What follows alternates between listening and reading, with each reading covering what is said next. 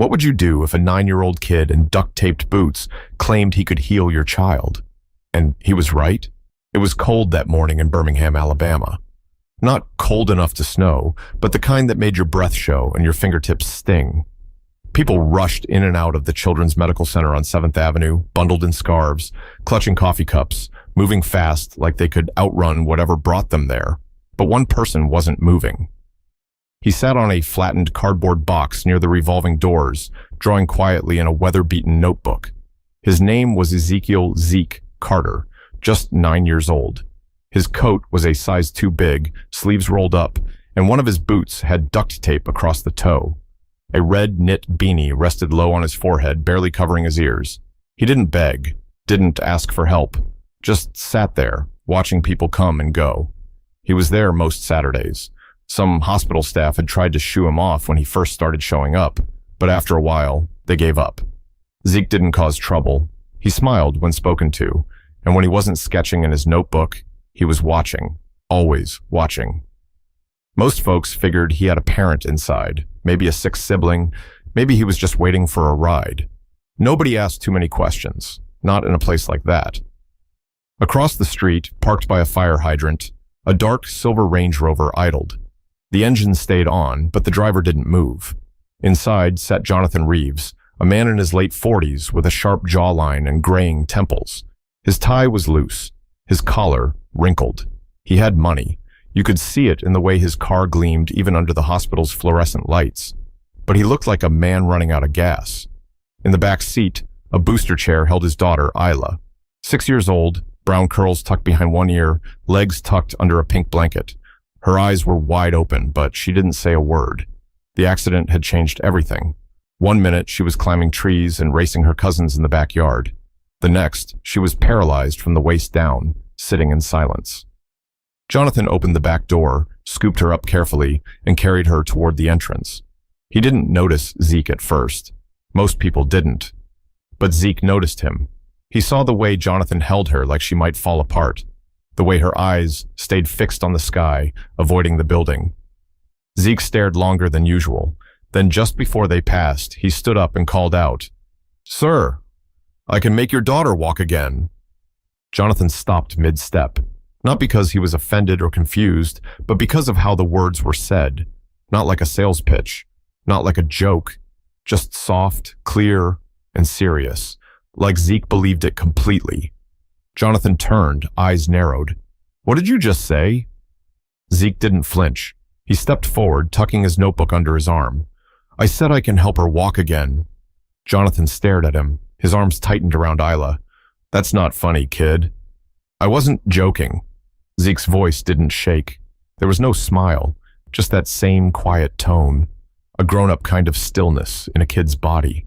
Jonathan looked down at Zeke's clothes, his taped-up boot, the cracked lenses of the glasses hanging from the boy's shirt collar. This had to be some weird coincidence, maybe even a scam. He turned and walked inside without another word, but inside, he couldn't stop thinking about it, the way the kid said it. Not with hope, not with doubt, but like it was a fact. But something about that voice stayed stuck in Jonathan's head, and it was going to keep pulling at him until he came back. Jonathan tried to forget about the kid. For the next few hours, he sat through Isla's appointments, nodding through updates from therapists, neurologists, and specialists. All of them using the same phrases they always did. Managing expectations, long road ahead, miracles take time. He'd heard it all. But Zeke's words kept repeating in his mind like a stubborn itch. "I can make your daughter walk again." By early afternoon, Jonathan and Isla stepped out of the building. The sun had broken through the clouds, but the cold was still sharp. He walked toward the car, cradling Isla as usual, when he noticed Zeke again, still there, same box, same notebook. Except this time, he was looking right at Jonathan like he knew he'd come back. Jonathan hesitated. He glanced at Isla. Her head rested on his shoulder, eyes closed. Her body was light, too light for a kid her age. He turned. "You again?" he muttered, walking over. "Why would you say something like that? You think this is funny?" Zeke shook his head slowly. "No, sir." "You don't even know her," Jonathan snapped, lowering Isla gently into the back seat. "You don't know what she's been through. You don't know what we've been through." Zeke didn't back down. I don't have to know her to help. Jonathan straightened up. You're what, 9? Almost 10. Exactly. You're a little boy sitting outside a hospital with duct tape on your shoes. What could you possibly know about helping someone like my daughter? Zeke looked down, his fingers tracing the edge of his notebook. My mama used to help people walk again, he said quietly. She was a physical therapist. She taught me stuff. She said the body remembers things, even when it forgets for a while. Jonathan stared at him, the skepticism hardening in his chest. So what, you watched her do some stretches and now you think you're a doctor? I watched her help a man walk after being in a chair for 5 years, Zeke said, eyes lifting. She didn't have machines or nurses, just her hands, her patience, and faith. Jonathan opened his mouth to speak, then stopped. He glanced around. A nurse passed by, giving Zeke a small wave. A janitor from the hospital nodded in the boy's direction. They all seemed to know him. I'm not giving you money, Jonathan said. I didn't ask for money. Then what do you want? Zeke took a deep breath and stepped forward. Just 1 hour. Let me show you. Jonathan looked back at Isla, who had now opened her eyes and was watching both of them quietly. He sighed, rubbing the bridge of his nose. I should walk away right now. Zeke didn't move. I should call security, Jonathan added. Still, the boy stayed silent. Jonathan finally huffed. Fine. You want to waste your time, kid? Meet us at Harrington Park tomorrow, noon. Don't be late. Zeke nodded once. I'll be there. Jonathan climbed into the SUV, started the engine, and pulled off without looking back. But in the rearview mirror, Zeke was still standing there, hands at his sides, face unreadable. Back at home, after dinner, Jonathan sat in his home office. Papers were spread across his desk. None of them made sense. He kept thinking about the way Zeke stood there like he knew something. Isla poked her head into the room. Daddy? She asked. He turned. Yeah, baby? Who was that boy? Jonathan paused. Just somebody we met outside the hospital. He looked like he believed it, she said. Believed what? That I could walk. He stared at her, lips parting slightly. She smiled, just barely, and walked her fingers across the armrest of her wheelchair like they were legs. But Jonathan wasn't smiling, because for the first time in a long time, something inside him didn't feel numb. It felt dangerous, like hope.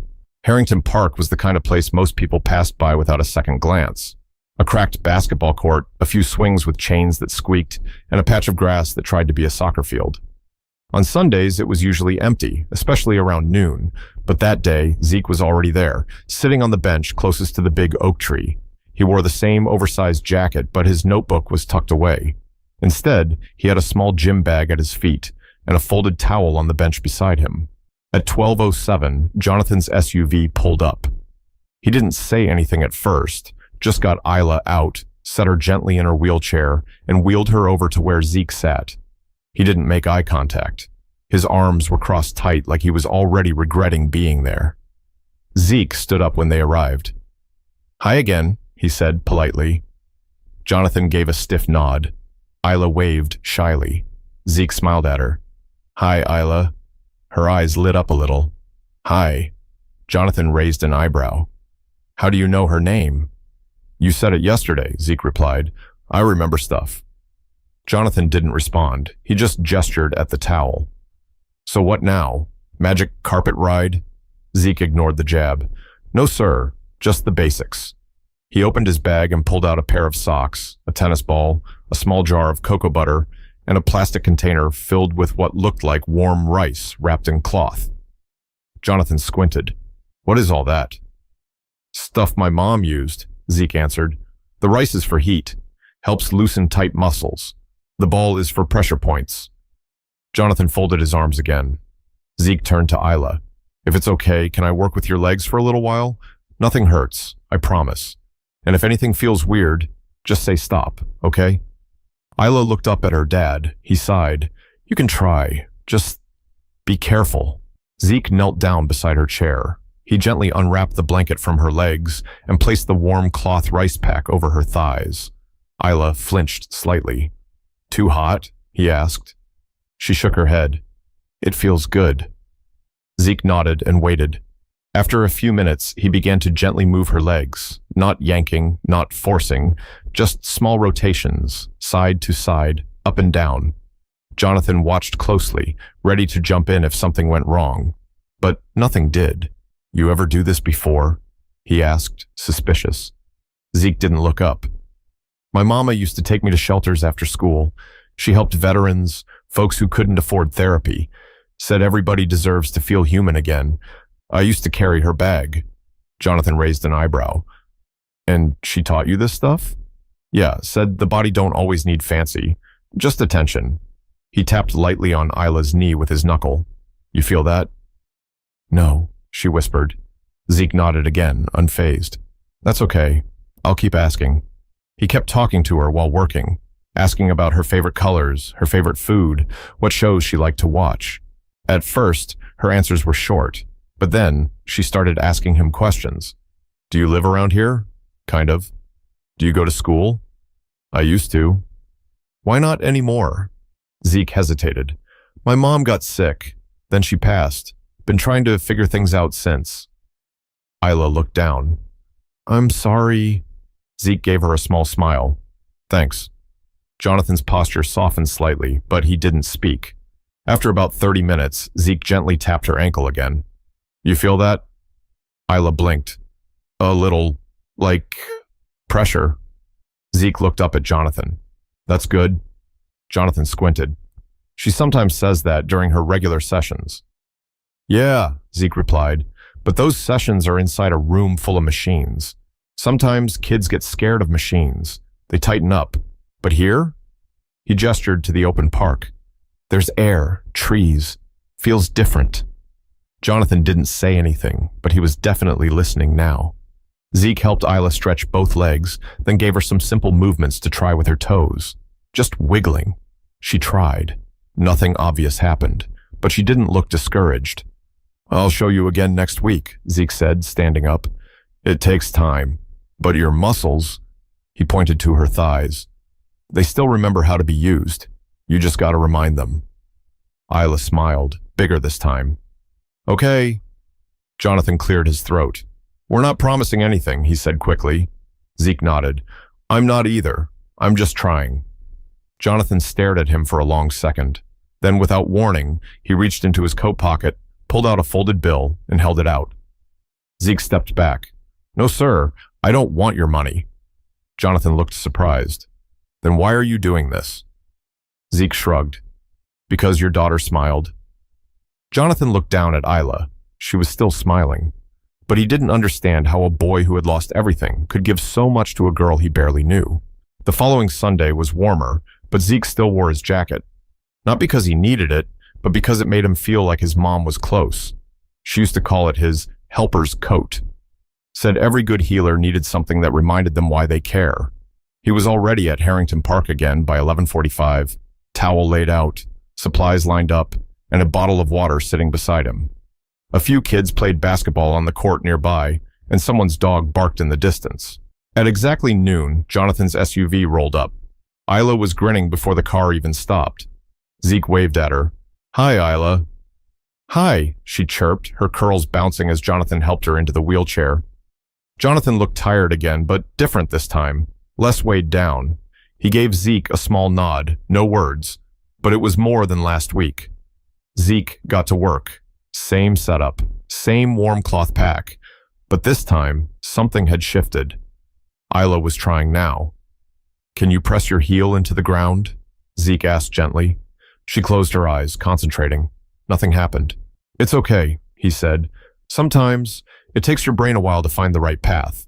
It's like trying to walk through a crowd. You just gotta push through." Jonathan stood behind them, arms crossed again, but this time more to keep warm than to wall himself off. "Why do you do all this?" he asked suddenly. Zeke glanced up. "Because I remember what it felt like when my mom used to help people. She made them feel like they mattered. I want to do that too." Jonathan nodded slowly. "You ever think about doing something else?" "Sometimes," Zeke said, "but this feels right." Jonathan looked at Isla. She was tapping her toes, barely, but they moved. For the first time, he didn't speak. He just watched. The next few weekends, they kept coming. Same time, same place. Zeke taught Isla how to use rubber bands to strengthen her ankles. He rolled tennis balls under her feet to help her brain remember where they were. He showed Jonathan how to massage pressure points behind her knees and explained how each nerve had a job to do, even when it went quiet. And then came the bad day. It was the fourth Sunday. Zeke showed up like always, but when the SUV pulled up, Isla wasn't smiling. Her eyes were red. Jonathan looked angry. "She doesn't want to do it today," he said sharply as he lifted her into the chair. Isla refused to look at either of them. Zeke approached slowly. "What happened?" Isla crossed her arms. "I tried to move my legs this morning and nothing happened. Nothing. I'm tired of trying. It's pointless." Jonathan looked away, jaw tight. "She's been frustrated all weekend." Zeke nodded. He kneeled beside her again. "You think I never get tired?" She didn't answer. "You think I didn't sit in a shelter and cry when my mom couldn't afford medicine, and I had to just sit there and watch?" Her eyes shifted toward him. "You're allowed to be mad. I'm mad sometimes too. But if you stop now, the part of you that wants to walk might stop trying too." She stared at the ground. "I don't want you to give up," he said softly. "Because I haven't." Silence. Then Isla whispered, "I'm scared." Jonathan turned. That was the first time she'd said that out loud. Zeke leaned in closer. "I am too. But scared don't mean stop. It just means you're close to something big." Isla wiped her face. "Okay, let's try again." And they did. Zeke guided her through the motions gently, with less talking this time. Just presence. Patience. Jonathan stepped in more too, helping her shift weight, encouraging every small twitch. After 30 minutes, Isla moved her right foot. Not a toe. Her whole foot. It slid forward, slow and stiff, but it moved. Jonathan knelt down beside her, blinking like he wasn't sure he'd seen it right. "Do it again," he said. She did. Zeke smiled, but didn't say anything. He just sat back and watched. Later that night, Jonathan stood outside his house on Crestview Drive, staring at the moon. He'd stopped asking himself who Zeke really was. The question didn't matter anymore. Inside, Isla was giggling, retelling the footslide moment to her aunt on speakerphone. For the first time in 6 months, their house didn't feel like a hospital room. It felt like home again. But something inside Jonathan had started to shift. Not just his daughter's legs, but the weight in his own chest. The guilt. The pride. The wall he'd built between himself and the world. It was cracking. Monday afternoon, Jonathan sat in his office staring at an untouched contract. His phone buzzed every few minutes. Emails, calls, client updates. But none of it felt urgent anymore. What kept looping in his mind was that moment in the park. Isla's foot sliding forward like it belonged to her again. He'd seen it, with his own eyes. And the person who made it happen was a 9-year-old with taped-up boots and no last name he'd ever heard before. He opened a new browser tab and typed Ezekiel Carter Birmingham. Nothing came up except a few scattered results. He clicked through old local newsletters and school databases. A few mentions of a Zeke and his mother, Monique Carter, at a community clinic. No address, no recent info. He shut the laptop and leaned back. This kid was a ghost, except he wasn't. By Saturday, they were back at Harrington Park, but things felt different now. Jonathan brought an extra mat and a fold-out chair. He handed Zeke a sandwich when they arrived. Didn't say anything about it, just placed it beside his gym bag. Zeke gave a small thanks and tucked it away for later. "Ready, Isla?" he asked. She gave a big thumbs up. "Let's do it." They got into the routine. Heat packs, stretches, toe flexes. Today, Jonathan joined in fully. He sat cross-legged on the grass, doing each motion Zeke explained. Even messed it up once. "You're bending the wrong way," Zeke said with a grin. Jonathan gave him a side eye. "I haven't stretched since college." They laughed, even Isla. About 20 minutes in, Zeke leaned forward. "All right, Isla, let's try something different." He unfolded a belt from his bag and placed it under her knees, showing Jonathan how to hold each end. "She's going to try to lift both knees now. Just a little. We help balance her. She controls the movement." Jonathan blinked. "You sure?" Zeke nodded. "She's ready." They gave her a few seconds. Her brow tightened, eyes narrowed. She grunted softly, and then her knees lifted slightly, barely an inch, but they lifted. Jonathan looked at her, stunned. "You did that?" She smiled. "I did it." He swallowed hard. "You really did it." Zeke nodded slowly, eyes on the belt. "See? The body remembers. You just have to be patient enough to let it talk." Jonathan looked at him. "You're something else, kid." Zeke didn't respond, just started gently guiding Isla through the next stretch. After the session, as they packed up, Jonathan crouched beside Zeke. "Where do you go after this?" Zeke shrugged. "Around." Jonathan lowered his voice. "You got a place to sleep?" Zeke hesitated, then said, "Sometimes." Jonathan exhaled slowly, rubbing the back of his neck. "You ever think about coming to stay with us for a while?" Zeke's eyes widened. "You serious?" "I got a guest room. You wouldn't be in the way." Zeke looked down at his hands. "You sure your neighbors wouldn't mind a kid like me?" Jonathan gave a short laugh. "Man, after what you've done for my daughter, they'd better not say a word." Zeke didn't answer right away, but Jonathan could see the wheels turning. The next morning, Zeke stood outside Jonathan's home, backpack slung over one shoulder, a rolled-up blanket tucked under his arm. Jonathan opened the door in sweatpants and a coffee mug in hand. "Right on time," he said. Isla ran to the front hallway. "Zeke!" He smiled. "Hey, superstar." Jonathan stepped aside. "Welcome home." The days that followed were quiet but meaningful. Zeke got his own room, a soft bed, clean sheets, and a small desk. He didn't say much, but he never missed a morning stretch with Isla. She was moving both feet now, not walking yet, but the wheels were turning. Her brain was reaching out to her legs, like it remembered the connection. One night, as Jonathan cleaned dishes, he paused and leaned on the counter. "Zeke," he said over his shoulder, "you ever think about going back to school?" Zeke, who was sketching at the kitchen table, glanced up. "Sometimes." Jonathan nodded. "You're smart. You could go far." Zeke tilted his head. "I want to help people walk again, like my mama did." Jonathan turned to face him. "Then let's figure out how to get you there." Zeke gave a small smile. "Okay." They didn't say much more that night. They didn't need to. But for the first time in years, the Reeves household wasn't full of silence. It was full of small noises that meant life, footsteps, laughter, scribbles, and healing. It started with a nurse from the Children's Medical Center. She was walking her dog through Harrington Park one Sunday morning and spotted a familiar face, Isla. She hadn't seen her outside her wheelchair in months, let alone smiling, lifting her knees, moving her toes. And standing beside her was the same quiet kid who used to sit by the hospital doors every weekend. She didn't interrupt, just watched from a distance for a while. Then she went home and told her sister, who happened to work in patient services. A few days later, a physical therapist at the hospital mentioned to Jonathan, "Hey, someone told me Isla's improving. That true?" Jonathan nodded. "Yeah, thanks to someone we weren't expecting." Word spread fast. The next time they showed up to Harrington Park, 2 other families were waiting at the bench near the big oak tree. One had a boy who used a walker. The other, a girl recovering from a stroke. Both parents had heard about the kid who helped the Reeves girl move her legs again. Zeke looked at Jonathan. Jonathan looked right back at him. "You don't have to," he said quietly. Zeke adjusted the strap on his bag. "I want to." He gave up his usual time with Isla that day to work with the 2 new kids. He showed their parents how to use the same towel stretches, how to warm the rice packs just right, how to encourage without pushing too hard. And he talked to the kids, not at them.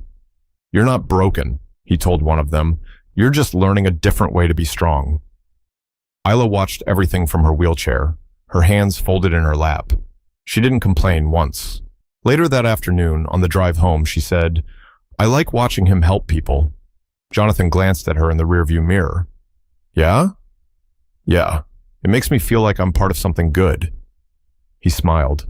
By the next weekend, 5 families showed up. The week after that, it was 11. A local pastor brought folding chairs. A nearby diner started dropping off bagels and coffee.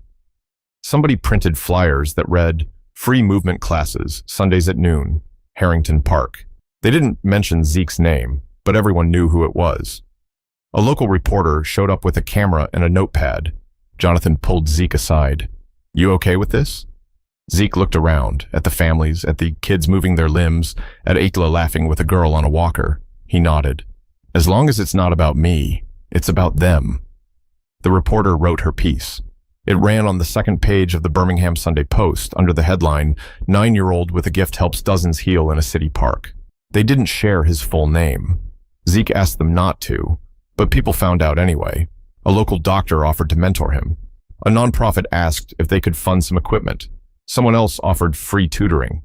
For the first time since his mother passed, people didn't just look at Zeke. They saw him. But Zeke never bragged. He still laid out the towel the same way every Sunday. Still used the same duct-taped boots. Still checked in with Isla first before helping anyone else. But now, the park that once echoed with silence and sore bodies had become a place filled with movement, and a boy who had no home had become the heart of something bigger than himself. It had been 9 Sundays, 9 Sundays of towels laid on grass, of Isla's knees lifting higher, of small victories shared with strangers who'd become something closer to family. But this Sunday was different. Zeke could feel it before they even pulled up to the park. The air was warmer, the trees swayed a little slower. Even Isla was quieter in the back seat, focused, almost like she was preparing for something big. When they arrived, a small crowd had already formed. Nothing loud or flashy, just families setting up folding chairs, therapists kneeling in front of kids, parents with hopeful eyes.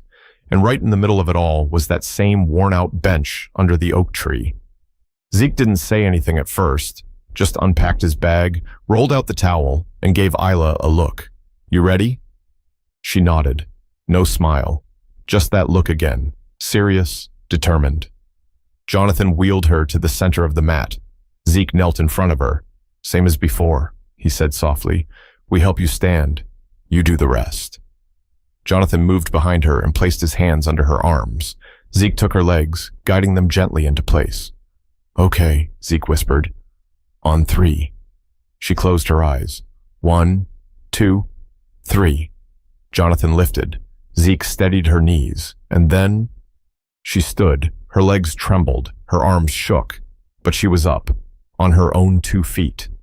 The crowd fell silent. Some kids gasped. One mother clapped a hand over her mouth. Isla opened her eyes slowly and smiled. "I'm standing." Zeke blinked back something in his eyes. "Yeah, you are." Jonathan froze for a second like he couldn't breathe. Then he let go. She stayed up. He stepped back, shaking. She's doing it." Zeke stepped back too, just a little. "She's been doing it."